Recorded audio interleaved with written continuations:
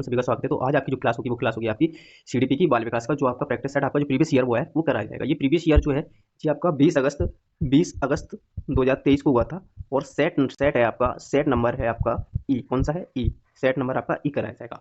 ठीक है, ये सेट की आपको ये पेपर लेवल 2 का है। किसका? Paper second. ठीक है, पेपर सेकंड का है, ये आपका सीडीपी का कराया जाएगा। किसका? सीडीपी का। ठीक, सीडीपी का सेट नंबर ई। ठीक है, चलिए तो आपका समय ज़्यादा नहीं लेते हुए ये प्रीवियस ईयर आपका कराया जाएगा। ये 20 अगस्त 2023 को हुआ था वो वाला। चलिए सीधा चलते हैं टॉपिक पर। ठीक है, तो फर्स्ट क्वेश्चन आपका ये देख लेते हैं। ये देखिए, बाल विकास, चाइल्ड डेवलपमेंट एंड पेडागोजी, बाल विकास एवं शिक्षा शास्त्र। तो फर्स्ट क्वेश्चन में आपसे पूछा हुआ है कि निम्नलिखित में से कौन सा प्रश्न बच्चों के समालोचनात्मक व रचनात्मक चिंतन को बढ़ावा देगा? कौन सा देगा? तो पानी के बचाव के लिए सबसे अच्छा तरीका कौन सा है? आपके शहर में पानी कहाँ से आता है? आपके देश में कुल कितने राज्य, कितनी राजधानियां हैं? आपके देश का नाम मानचित्र पर इसकी भौगोलिक स्थिति क्या है? यानी इसमें ऐसा पूछा गया है कि following question promotes critical and creative thinking, यानी क्रिटिकल एंड क्रिएटिव थिंकिंग किसमें सबसे ज्यादा, किस ऑप्शन में देख लीजिए। तो पानी के बचाव के लिए सबसे अच्छा तरीका कौन सा हो सकता है और क्यों? तो फर्स्ट का करेक्ट आंसर क्या हो जाएगा? फर्स्ट हो जाएगा। चलिए सेकंड क्वेश्चन की ओर। सेकंड क्वेश्चन में आपसे पूछा हुआ है कि समालोचनात्मक चिंतन में प्रमाण की क्या भूमिका है? तो बताइए क्या भूमिका है समालोचनात्मक चिंतन प्रमाण की? तो सेकंड का करेक्ट आंसर जो हो जाएगा वो हो जाएगा फर्स्ट। सेकंड का करेक्ट आंसर फर्स्ट। प्रमाण का तार्किक और सुनियोजित रूप से मूल्यांकन किया जाना चाहिए। नेक्स्ट क्वेश्चन अगला है आपका, समावेशी शिक्षा में क्या शामिल है? तो समावेशी शिक्षा में क्या शामिल है ये आपको बताना है। तो थर्ड का जो करेक्ट आंसर हो जाएगा वो होगा फोर्थ। व्यक्तिगत अंतरों की पहचान के परिणाम स्वरूप पाठ्यचर्या में लचीलापन। तो समावेशी शिक्षा में क्या शामिल है? तो व्यक्तिगत अंतरों की पहचान के परिणाम स्वरूप पाठ्यचर्या में क्या होना चाहिए? लचीलापन होना चाहिए। नेक्स्ट क्वेश्चन अगला आपका, अगले क्वेश्चन की ओर चलते हैं। क्वेश्चन नंबर फोर्थ क्वेश्चन में आपसे पूछा हुआ है कि निम्नलिखित कथनों को पढ़िए तथा सही विकल्प का चयन कीजिए। तो अभिकथन जो दे रखा है, फर्स्ट दे रखा है, बच्चों में संज्ञानात्मक विकास पर भाषा के प्रभाव पर जीन पियाजे और लेव वाइगोत्स्की के दृष्टिकोण में भिन्नता है। तो इसका जो एक दे रखा है, इसका कारण दे रखा है, खोज अधिगम में शिक्षक अवसर प्रदान करता है और विद्यार्थी स्वयं जानकारी प्रदान करने के लिए उन्मुख होते हैं। तो इसका जो करेक्ट आंसर हो जाएगा फोर्थ का करेक्ट आंसर हो जाएगा वो होगा सेकंड। ए और आर दोनों सही है, आर की सही व्याख्या नहीं करता है क्योंकि इसमें बच्चे में संज्ञान और भाषा विकास पर, भाषा के प्रभाव पर जीन पियाजे और लेव वाइगोत्स्की के दृष्टिकोण में भिन्नता दे रखी। एक कारण पूछा है कि खोज अधिगम में शिक्षक अवसर प्रदान करता है और विद्यार्थी स्वयं जानकारी प्रदान करने के लिए उन्मुख होते हैं। तो ऐसा इसमें बताया गया है, लेकिन ये अलग बात कर रहा है, लेकिन इसमें पूछा किसके बारे में गया है? जीन पियाजे और वाइगोत्स्की के बारे में, लेकिन ये इसमें इसके बारे में दिया ही नहीं है, तो इसमें मैच नहीं करेगा। ये और आर दोनों सही है अपनी जगह, लेकिन आर जो है वो एक ही व्याख्या नहीं करता, यानी ये जो है इसके बारे में कुछ बता ही नहीं रहा है, तो इसकी व्याख्या नहीं करता है। चलिए इसलिए क्या हो जाएगा? सेकंड इसका आंसर हो जाएगा। चौथे का सेकंड आंसर करेक्ट होगा। चलिए अगले क्वेश्चन की चलते हैं। अगला क्वेश्चन आपका क्वेश्चन नंबर 5। क्वेश्चन नंबर 5 में आपसे पूछा हुआ है निम्नलिखित में कौन सा समूह उन विशिष्टताओं का सही ढंग से उल्लेख करता है जो प्रतिभाशाली विद्यार्थी और कक्षा में अन्य विद्यार्थियों के बीच आमतौर पर तो कौन सा समूह उन विशिष्टताओं का सही ढंग से उल्लेख करता है जो प्रतिभाशाली विद्यार्थियों और कक्षा में अन्य विद्यार्थियों के बीच आमतौर पर भिन्न होते हैं? तो इसका जो ऑप्शन दे रखे हैं, समझ की अग्रवर्ती गहनता, सीखने की तेज गति, या समझ के लिए दूसरों पर अधिक निर्धनता, या शारीरिक विकास की तेज गति। तो इसका करेक्ट जो आंसर हो जाएगा वो करेक्ट आंसर हो जाएगा फिफ्थ का 4, यानी समझ की अग्रवर्ती गहनता और सीखने की तेज गति उन विशिष्ट सही ढंग से उल्लेख करता है जो प्रतिभाशाली विद्यार्थियों और कक्षा के अन्य विद्यार्थियों के बीच आमतौर पर भिन्न होते हैं। ठीक है, चलिए अगला क्वेश्चन है आपका क्वेश्चन नंबर 6। क्वेश्चन नंबर 6 में आपसे पूछा हुआ है कि श्रवण बालिका के संदर्भ में निम्नलिखित में से कौन सा कथन सही है? तो 6 का जो करेक्ट आंसर हो जाएगा वो हो जाएगा फर्स्ट। श्रवण बालिका बच्चे की प्रभावी ढंग से संवाद करने की क्षमता को प्रभावित कर सकती है। Hearing impairment can affect a child ability to communicate effectively. ठीक है, तो क्या हो जाएगा? संवाद करने की क्षमता को क्या कर सकते हो? प्रभावित कर सकती है उनकी। ठीक है, सुनने वाले बच्चों की। चलिए आगे चलते हैं। 7वां है समावेशन के संदर्भ में पाठचर्या सीखने की अपेक्षाएं डैश समान है जबकि वे भिन्न है। तो किसमें समान और किसमें भिन्न है समावेशन के संदर्भ में पाठचर्या सीखने की अपेक्षाएं? तो 7वें का जो करेक्ट आंसर हो जाएगा कि समावेशन के संदर्भ में पाठचर्या सीखने की अपेक्षाएं समायोजन में समान है जबकि संशोधन में वे भिन्न है। समावेशन in a context of inclusion curriculum learning expectation are the same in accommodation while in modification they are different। ठीक है, तो क्या हो जाएगा? समायोजन और संशोधन, फोर्थ आंसर करेक्ट 7वें का। अगला क्वेश्चन है 8वां क्वेश्चन। 8वें क्वेश्चन में आपसे पूछा है संरचनावादी सिद्धांतकारों के अनुसार निम्नलिखित में से कौन सा कथन सही नहीं होगा? तो कौन सा कथन सही नहीं होगा? 8वें का करेक्ट आंसर हो जाएगा तीसरा, थर्ड। इसमें आया प्रभावी अधिगम सुनिश्चित करने के लिए शिक्षार्थियों को बाहरी रूप से प्रेरित करने की आवश्यकता है। तो 8वें का करेक्ट आंसर थर्ड होगा। चलिए अगले क्वेश्चन को चलते हैं। क्वेश्चन नंबर आपका 9 कंप्यूटर स्क्रीन पर दे रखा है। पूछा है कि निम्नलिखित में से कौन सा आंतरिक प्रेरणा का उदाहरण है? कौन सा आंतरिक प्रेरणा का उदाहरण है? Which of following is an example instructive motivation. ठीक है, इंस्ट्रक्टिव मोटिवेशन आंतरिक प्रेरणा का उदाहरण है, यानी पुरस्कार राशि के लिए एक प्रतियोगिता में भाग लेना? नहीं, बिल्कुल नहीं, ये तो आंतरिक प्रेरणा ही नहीं, ये तो पुरस्कार के लिए कर रहे हैं ना। वो डांट से बचने के लिए पढ़ाई करना, अरे ये भी नहीं आंतरिक प्रेरणा का। जो अपने मन से करे कोई काम, व्यक्ति अंदर से प्रेरणा जाके उस काम को करने के लिए एक्साइटमेंट अंदर से हो, उसको कहते हैं आंतरिक प्रेरणा। ठीक है, आंतरिक प्रेरणा की बात कर रहा है, तो ये भी नहीं होगा। व्यक्तिगत आनंद के लिए एक वाद्य यंत्र, बिल्कुल सही है, तो यही होगा कि व्यक्तिगत आनंद के लिए एक वाद्य यंत्र बजाना, तो ये आंसर सही होगा। शिक्षक को प्रभावित करने के लिए परियोजना को पूरा करना, नहीं, ये भी नहीं, क्योंकि दूसरों को इफेक्टिव करना चाहते हैं ना, दूसरों को क्या करना चाहते हैं? इंप्रेशन जमाना चाहते हैं ना, इसलिए कर रहा है वो शिक्षक को प्रभावित करने के लिए परियोजना का पूरा कर रहा है, तो ये भी नहीं होगा। तो 9 का करेक्ट आंसर जो हो जाएगा, वो 9 का करेक्ट आंसर क्या हो जाएगा? सेकंड। ठीक, चलिए अगले क्वेश्चन को चलते हैं। क्वेश्चन नंबर है आपका 10। 10वें क्वेश्चन में आपसे पूछा हुआ है कि निम्नलिखित कथनों को पढ़िए तथा सही विकल्प का चयन कीजिए। अब कथन यानी जिसको कहते हैं असर्शन, ठीक है। तो असर्शन में दे रखा है कि teacher should work hard to break down student stereotype of particular ethnic group, ठीक है। यानी रूढ़िवादिता को तोड़ने के लिए कड़ी मेहनत करनी चाहिए, ठीक है। और रीजन दे रखा है इसका, की educational objective is to enable student to engage in critical self reflection. ठीक, तो रूढ़िवाद शिक्षक को विद्यार्थियों में विशेष जाति समूह के बारे में रूढ़िवादिता को तोड़ने के लिए कड़ी मेहनत करनी चाहिए। ये तो दे रखा है कथन। इसका कारण दे रखा था कि शिक्षा का एक प्रमुख उद्देश्य शिक्षार्थियों को समालोचनात्मक आत्मचिंतन के लिए प्रेरित करना, ठीक है। प्रेरित करने की बात कर रहा है इसमें। तो 10वें का जो करेक्ट आंसर हो जाएगा वो हो जाएगा फोर्थ। ए और आर दोनों सही है। आर ए की सही व्याख्या करता है, क्योंकि इसमें ये कहा गया कि शिक्षार्थियों को विद्यार्थियों विशेष जाति समूह के बारे में रूढ़िवादिता को तोड़ने के लिए कड़ी मेहनत करनी चाहिए। बिल्कुल सही बात है। तो शिक्षा का एक प्रमुख उद्देश्य विद्यार्थियों को समालोचनात्मक आत्मचिंतन के लिए प्रोत्साहित करना है। बिल्कुल सही। तो ये और आर दोनों सही, आर की सही व्याख्या करता है। क्वेश्चन नंबर चलते हैं 11 की ओर। क्वेश्चन नंबर 11 में आपसे पूछा हुआ है कि महारत लक्ष्य और प्रदर्शन लक्ष्य में क्या अंतर है। तो इसका करेक्ट आंसर जो हो जाएगा, करेक्ट आंसर हो जाएगा सेकंड। देखिए, महारत लक्ष्य अपने कौशल और कार्य की समझ में सुधार करने पर केंद्रित होता है। यानी mastery goal are focused on improving one's own skill and understanding of a task, while performance goal are focused on achieving a high grade or receiving external reward। ये कहा गया, इसमें समझने की बात ये है कि महारत लक्ष्य अपने कौशल और कार्य की समझ में सुधार करने पर केंद्रित होता है, ठीक है। जबकि प्रदर्शन लक्ष्य जो होता है उच्च ग्रेड प्राप्त करने या बाहरी पुरस्कार प्राप्त करने पर केंद्रित होता है। तो ये डिफरेंस दे रखा था। तो इसका करेक्ट आंसर हो जाएगा 11 का सेकंड। चलिए अगले क्वेश्चन की ओर चलते हैं। क्वेश्चन नंबर है आपका 12वां। क्वेश्चन नंबर 12वें में आपसे पूछा हुआ है कि भाई बहन के रिश्ते या रिश्तों में माता पिता और साथियों के साथ संबंधों में भिन्न होते हैं, ठीक है। और बाल्यावस्था में सामाजिक गण में महत्वपूर्ण भूमिका निभाते हैं।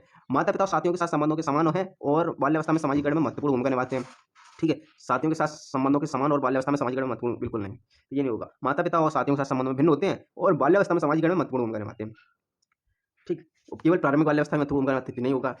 भाई बहन के रिश्ते जो होते हैं सामाजिक गण में अधिक भूमिका नहीं है, बिल्कुल क्यों नहीं है, तो ये गलत होगा। ये तीनों गलत है, तो करेक्ट आंसर हो जाएगा इसका 12वें का फर्स्ट, ठीक है। चलिए अगले क्वेश्चन की ओर चलते हैं। क्वेश्चन नंबर है आपका 13वां। 13वें क्वेश्चन में आपसे पूछा हुआ है, क्वेश्चन नंबर 13 में, निम्नलिखित कथनों को पढ़िए तथा सही विकल्प का चयन कीजिए। अभी कथन दे रखा है ए, और बच्चों के बीच विकासात्मक दौरों में काफी भिन्नताएं मौजूद होती हैं। कथन दे रखा है, कारण है कि विकासात्मक अंतर आनुवंशिक और अनुवादात्मक विविधताओं की जटिल अंत्यक्रिया का एक अनिवार्य परिणाम है। तो 13वें का जो करेक्ट आंसर हो जाएगा वो हो जाएगा फोर्थ। ए और आर दोनों सही है। आर की सही व्याख्या है, आर ए की सही व्याख्या है, ठीक। चलिए आगे चलते हैं। क्वेश्चन नंबर ये हो गया क्वेश्चन नंबर 14। इस क्वेश्चन में आपसे पूछा हुआ है कि निम्न कथन में से विकास के किस सिद्धांत को दर्शाया गया है। विकास के किस सिद्धांत को दर्शाया गया है। अनुकूल वातावरण में वंचित रहते हैं, उन्हें बाद के जीवन में भाषा चुनने में थोड़ी कठिनाई होती है, ठीक है। तो इसका करेक्ट आंसर जो हो जाएगा वो हो जाएगा फोर्थ। देखिए, भाषा के विकास का एक संबंध आनुवंशिक की पर निर्भर है, बिल्कुल नहीं है भाई, ये गलत होगा। भाषा अनुभूति जटिल रूप से परस्पर संबंधित है। Language cognition are complexly interrelated, परस्पर संबंधित है, जटिल रूप से बिल्कुल नहीं होगा, ठीक है, जटिल रूप से नहीं। विकास अव्यवस्थित और अप्रत्याशित होता है। डेवलपमेंट डिसऑर्डरली एंड अनप्रेडिक्टेबिलिटी, नहीं, बिल्कुल नहीं है, तो ये भी नहीं होगा, ठीक है। तो करेक्ट आंसर कौन सा हो जाएगा 14 का? 14वें क्वेश्चन का करेक्ट आंसर जो हो जाएगा वो हो जाएगा फोर्थ करेक्ट आंसर। चलिए अगले क्वेश्चन की ओर चलते हैं। क्वेश्चन नंबर है आपका 15वां। 15वें क्वेश्चन में आपसे पूछा है, विद्यार्थी जो पठन वैकल्य से जूझ रहे हैं, ठीक है, विद डिस्लेक्सिया से जूझ रहे हैं, जो पढ़ना सिखाया जा सकता है, को पढ़ना सिखाया जा सकता है कैसे, ठीक है। तो 15वें का जो करेक्ट आंसर हो जाएगा प्रणालीगत ध्वन्यात्मक प्रशिक्षण के माध्यम से। वो विद्यार्थी जो पठन वैकल्य से जूझ रहे हैं उनको पढ़ना सिखाया जा सकता है, उन्हें कई विकर्षणों के अध्ययन के लिए प्रोत्साहित करके नहीं, उच्च ग्रेड स्तर के पठन ग्रंथ प्रदान करके नहीं। उच्च ग्रेड स्तर से कोई मतलब नहीं है, क्योंकि जब बच्चों को समझ नहीं आना, पढ़ नहीं पाना, तो उच्च ग्रेड के स्तर से पढ़ाने से कोई फायदा नहीं। सुधारात्मक पठन सुनिश्चित करने के लिए सख्त दंड के उपयोग के माध्यम से नहीं। बच्चों को दंड तो आप दे नहीं सकते भाई, दंड देने तो एक कानूनी अपराध हो गया है, तो ये क्या है, ये भी नहीं बनेगा। तो क्वेश्चन आपका जो है 15वें का करेक्ट आंसर हो जाएगा फोर, प्रणालीगत ध्वन्यात्मक प्रशिक्षण के माध्यम से, ठीक है। चलिए अगले क्वेश्चन की ओर चलते हैं। Question number 16। 16वें क्वेश्चन में आपसे कहा गया है कि बोध आधारित शिक्षण का अंतर्निहित सिद्धांत यह विश्वास है कि, कौन सा विश्वास है, तो वो है 16वें का करेक्ट आंसर आपको बताना है। 16वें का करेक्ट आंसर हो जाएगा वो थर्ड। कौन सा? थर्ड। ऐसा करने के लिए एक सुविधाजनक वातावरण प्रदान किए जाने पर शिक्षार्थी ज्ञान का निर्माण कर सकते हैं, ठीक है। चलिए अगले क्वेश्चन को चलते हैं। क्वेश्चन नंबर है आपका 17वां। 17वें क्वेश्चन में आपसे कहा गया है कि जटिल समस्याओं से जूझ रहे अमन के समस्या समाधान कौशल विकसित करने के एक शिक्षक किस प्रकार मदद कर सकता है, किस प्रकार मदद कर सकता है। 17वें का करेक्ट आंसर उसे मंथन करने और विचार उत्पन्न करने के लिए प्रोत्साहित करना। 17वें का करेक्ट आंसर फर्स्ट हो जाएगा। चलिए अगले क्वेश्चन की ओर चलते हैं। Question number 18। क्वेश्चन नंबर 18 में कहा गया है कि माध्यमिक कक्षाओं में अधिगम के लिए एक अनुकूल कक्षा का वातावरण किस पर केंद्रित होता है, किस पर केंद्रित होता है वो आप बताना है।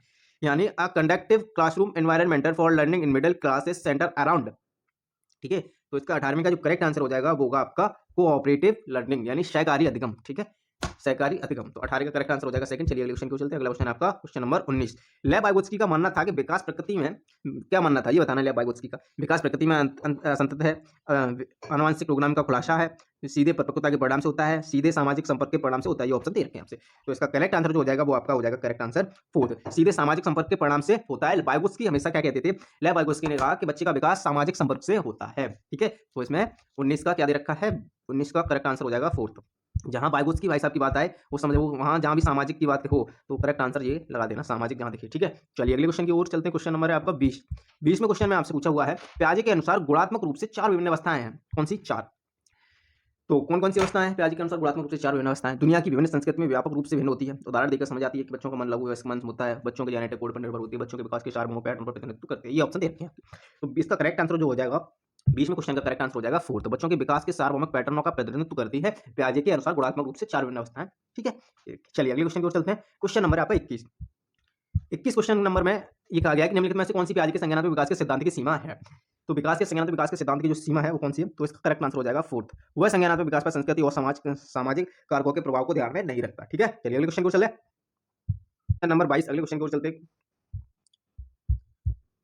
क्वेश्चन नंबर 22 में स्टेटमेंट दे रखा है कि प्रत्येक वर्ष लता जो कि कक्षा 7 की शिक्षिका है, उन क्षेत्रों में कैरियर पर चर्चा करने के लिए एक महिला गणित प्रोफेसर और एक पुरुष नर्स की अपनी कक्षा में आमंत्रित करती है। ठीक है, और कारण दे रखा है कि लैंगिक जेंडर अंतर जन्मजात है और समाज के माध्यम से अधिकृत नहीं है।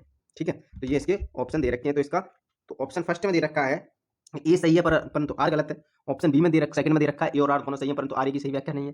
थर्ड में ए और आर दोनों गलत है, फोर्थ में ए और आर दोनों सही है, आर की सही व्याख्या करता है। तो क्वेश्चन नंबर 22 का जो करेक्ट आंसर हो जाएगा वो 22 का करेक्ट आंसर हो जाएगा फर्स्ट। कौन सा? फर्स्ट। ये सही है लेकिन आर गलत है। क्यों? क्योंकि इसमें ये कहा गया है कि प्रत्येक वर्ष लता जो कि कक्षा 7 की शिक्षिका उन क्षेत्रों में कैरियर पर चर्चा करने के लिए महिला प्रोफेसर और प्रोफेसर्स की अपनी कक्षा में आमंत्रित करती है। लेकिन कारण दे रखा है कि जन्मजात हैं, लैंगिक जेंडर जन्मजात हैं और समाज के माध्यम से अधिकृत नहीं है, तो इसलिए ये गलत होगा, ये इसकी व्याख्या नहीं करता। ठीक है, चलिए अगले क्वेश्चन को चलते हैं। क्वेश्चन नंबर है आपका 23वां।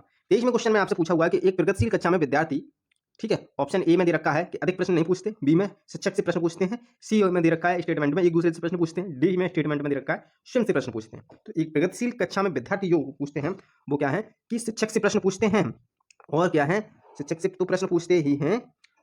चलिए अगले क्वेश्चन की ओर, इसलिए आंसर क्या हो जाएगा, थर्ड आंसर इज करेक्ट हो जाएगा। अगले क्वेश्चन की ओर चलते हैं। Question number 24। क्वेश्चन नंबर 24 में आपसे पूछा हुआ है कि पुल्लिंग या स्त्रीलिंग होने से जुड़ी अपेक्षाओं को कहा जाता है और इन्हें सीखा जाता है।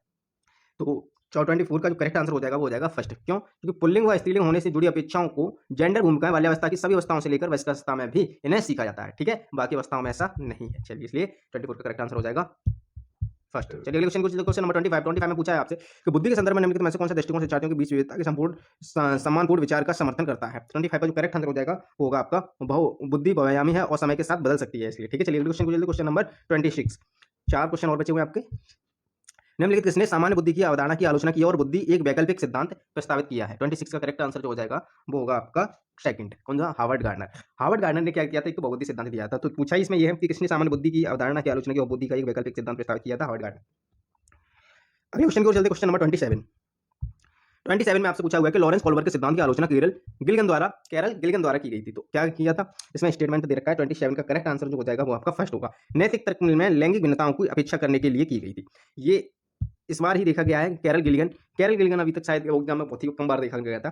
तो ये टॉपिक इंपॉर्टेंट है, तो आप स्पेशली इस टॉपिक पर फोकस कर सकते हैं। ठीक है, क्योंकि फिर भी पूछे जाने की पॉसिबिलिटी है। तो 27 का करेक्ट आंसर क्या हो जाएगा फर्स्ट। ठीक है, चलिए अगले क्वेश्चन की ओर चलते हैं। Question number 28।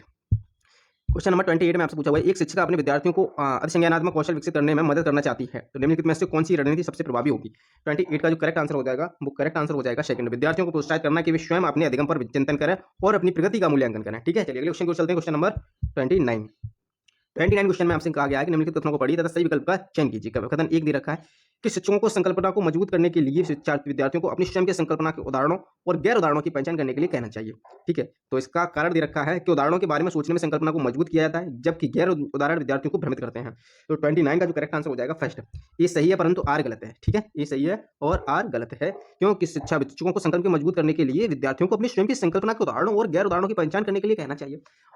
उदाहरण के बारे में सोचने से संकल्पना को मजबूत किया जाता है, जबकि गैर उदाहरण विद्यार्थियों को भ्रमित करते हैं। ठीक है, तो ये सही है, आर गलत है, इसलिए 29 का फर्स्ट होगा ऑप्शन, ठीक है। चलिए राइट, अगले क्वेश्चन को करते हैं। क्वेश्चन नंबर लास्ट है आपका, क्वेश्चन नंबर 30, ठीक है। तो सभी को आंसर करना है इसका क्वेश्चन का कमेंट बॉक्स में। आप कथन के सामान्य सिद्धांत बताते हैं कि विद्यार्थी बेहतर रूप से सीखते हैं यदि शिक्षक, ठीक है। तो इसका करेक्ट आंसर हो जाएगा, करेक्ट आंसर होगा पहले अवधारणा का संपूर्ण रूप से परिचय दें और फिर उसकी बारीकियों पर आए, ठीक है। तो इसका 30 का करेक्ट आंसर हो जाएगा थर्ड। तो आपका जो है कि सीडीपी का आज ये चैप्टर पूरा प्रीवियस ईयर कंप्लीट करा दिया गया है। ये आपका 20 अगस्त 2023 को पूछा गया था और सेट नंबर जो है आपका ई, ठीक है। तो चलिए मिलते हैं नेक्स्ट वीडियो में नेक्स्ट टॉपिक के साथ। Thanks for watching, bye bye. जिसने भी नहीं देखी क्लास प्लेलिस्ट में जाके देख सकते हैं। ओके, मिलते हैं नेक्स्ट वीडियो में।